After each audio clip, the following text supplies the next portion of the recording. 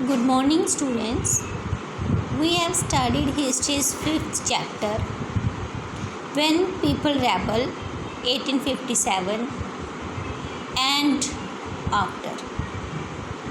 प्यारे बच्चों, इसमें हम लोगों ने कल पढ़ा कि जो ब्रिटिशर्स थे उन्होंने जो इंडियन रूलर्स थे उनकी अथॉरिटी उनसे छीन ली, उनका मान सम्मान उनसे छीन लिया,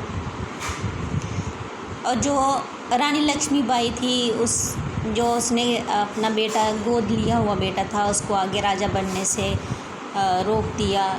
जो बाजीराव पेशवा है उसकी पेंशन बंद कर दी। इसी तरीके से जो सिपाहीज़ थे उनके साथ भी डिफरेंसेस हो रहे थे।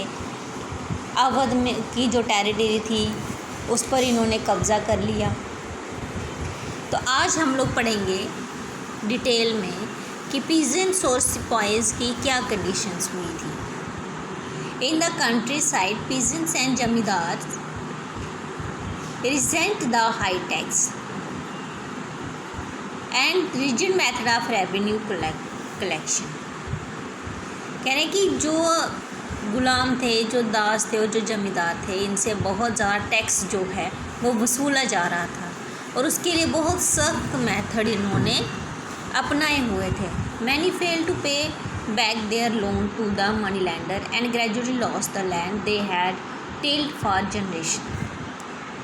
बहुत सारे ऐसे किसान थे, ऐसे पीजेंट्स थे कि वो अपना जो लोन उनको दिया जाता था वो ख़त्म करने में असमर्थ रहते थे, उसे ख़त्म नहीं कर पाते थे और फाइनली वो अपनी ज़मीन खो बैठे जो कि पीढ़ी दर पीढ़ी चलती थी।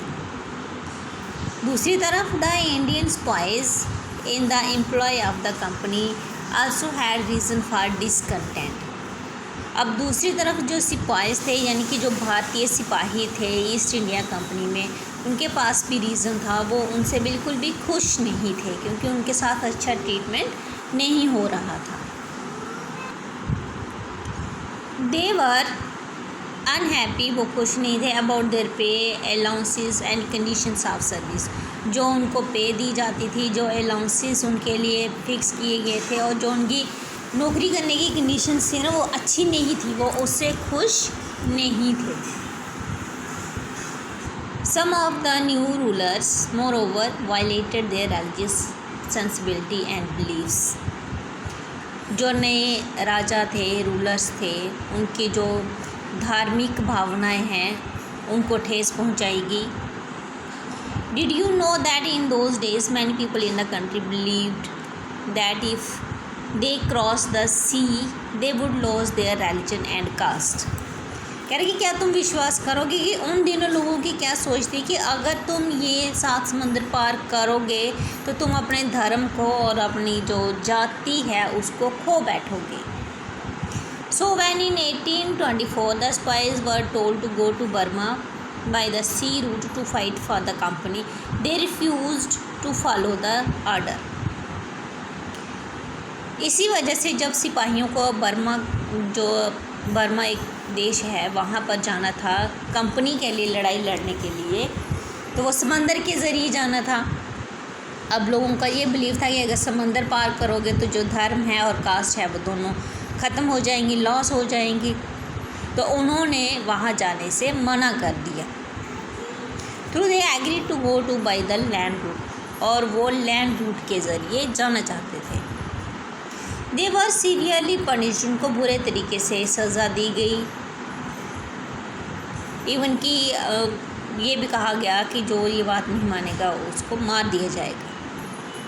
उसके बाद कंपनी ने एक नया कानून जो है वो सामने लाया। We stated that every new person who took up employment in the company's army had to agree serve overseas if required, जिसमें कि ये कहा गया कि जो भी कंपनी में इंडियन आएगा काम करने के लिए, तो जब भी उनकी ज़रूरत पड़ेगी तो समंदर पर जहाँ पर भी उनको लेकर जाना पड़े समंदर के पार, तो उन्हें जाना पड़ेगा बिना किसी ऑब्जेक्शन के, उनकी सहमति से। Sepoys also reacted to what was happened in the countryside. अब सिपाही जो थे वो हैरान हो गए कि ये हो क्या रहा है इस देश में, many of them were peasants and had family living in the village. उसमें से बहुत सारे जो थे वो पीजेंट्स थे और उनकी फैमिलीज जो हैं वो गांव में रहती थी। So the anger of the peasants quickly spread among the spice. इसलिए ये जो गुस्सा था पीजेंट्स का ये स्पाइस के बीच में भी बहुत जल्दी फैल गया।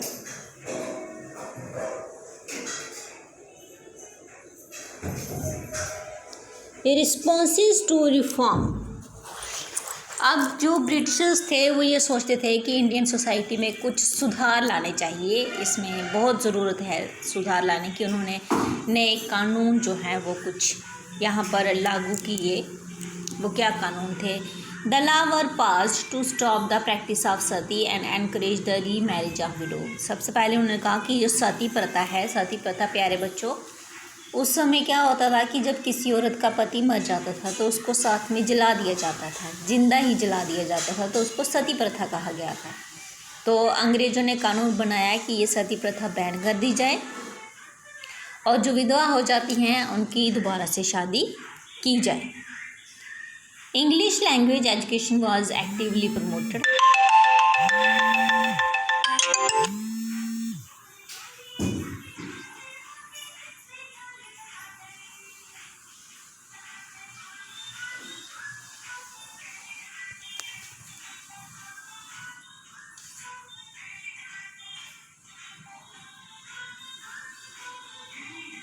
इंग्लिश लैंग्वेज को प्रमोट किया गया।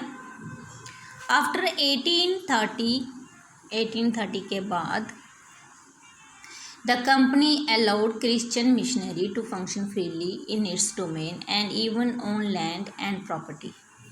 क्रिश्चियन मिशनर होते हैं जो कि क्रिश्चियन धर्म को फैलाने वाले होते हैं। कंपनी ने उनको कहा कि वो फ्रीली यहाँ पर आ सकते हैं, ज़मीन ले सकते हैं, प्रॉपर्टी ले सकते हैं और धर्म का प्रसार कर सकते हैं।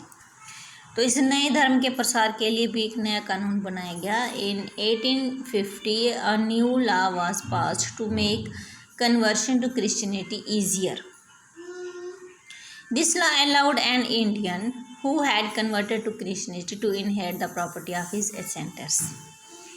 इस कानून के तहत ये कहा गया कि जो भी क्रिश्चियनिटी को अपनाएगा तो जो उनकी प्रॉपर्टी है, जो उनके पूर्वजों की प्रॉपर्टी है, वो उनसे नहीं छीनी जाएगी, उनके पास ही रहेगी।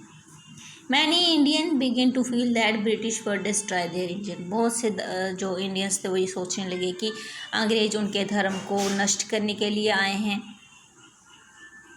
और जो उनका सामाजिक जीवन है, जो उनके ट्रेडिशंस हैं, जो उनके रहने का तरीका है, इसको ख़त्म करने के लिए आए हुए हैं। There were of course other Indians who wanted to change existing social practices. You will read about these reforms and reform movement in chapter 7। इसके बारे में और डिटेल में हम पढ़ेंगे चैप्टर नंबर 7। ठीक है।